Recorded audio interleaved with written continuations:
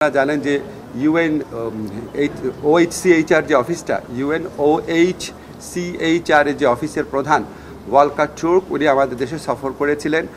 OHCHR আমাদের এখানে একটা জুলাই গণঅভ্যুত্থানকালে অত্যন্ত ইম্পর্টেন্ট ফ্যাক্ট ফাইন্ডিং রিপোর্টও জমা দিয়েছেন। তো ওনাদের সাথে আমাদের সরকারের অনেক দিন যাবত আলোচনা চলছিল যে OHCHR যেটা আছে জাতিসংঘের মানবাধিকার বিষয়ক যে অফিস OHCHR সেই অফিসের একটা মিশন শাখা বাংলাদেশে ওনারা খুলতে চাচ্ছিলেন।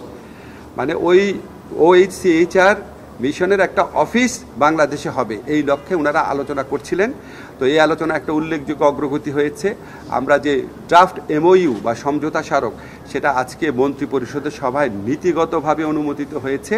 সেটা আমরা কয়েকজন উপদেষ্টারা মিলে আর একটু পরীক্ষা করব, করার পর ফাইনাল যে টেক্সটটা সেটা আমরা OHCHR ভলকার টুর্কের কাছে সরাসরি পাঠাবো।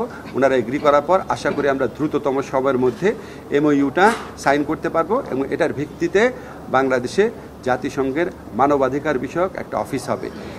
অফিসটা হবে প্রাথমিকভাবে 3 বছরের জন্য। এই 3 বছরে যদি দুই পক্ষ মনে করে রিনিউ হওয়া দরকার তাহলে সেটা বিবেচনা করে দেখতে পারবে। আমরা আশা করি আগামীতে এবং আমাদের সরকার আমলেও যদি কোনো গুরুতর মানবাধিকার লঙ্ঘনের ঘটনা ঘটে, যে কোনো ক্ষেত্রেই ঘটে, তাহলে আমাদের যে মানবাধিকার বিষয়ক যে রাষ্ট্রীয় এজেন্সি অফিসগুলো আছে এটার পাশাপাশি OHCHR এর যে লোকাল অফিসটা হবে সেটা একটা গুরুত্বপূর্ণ ভূমিকা পালন করতে পারবে। নিশ্চিন্তে খান স্বাস্থ্যকর অল টাইম পান, অল টাইম হেলদি লাইফ।